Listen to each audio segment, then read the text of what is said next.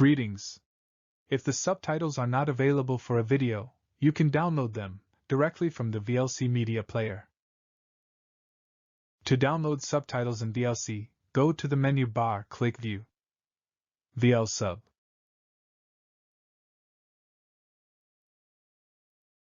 Select the language. The title can be edited if needed. For seasons, provide season and episode number. When all is set, click Search by name. The results will appear below.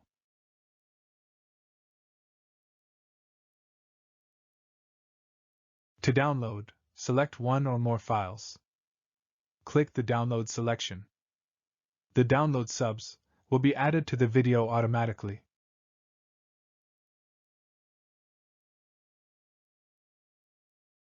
To deactivate automatic subtitle downloads, go to the menu bar and click View, VL Sub, and click Deactivate.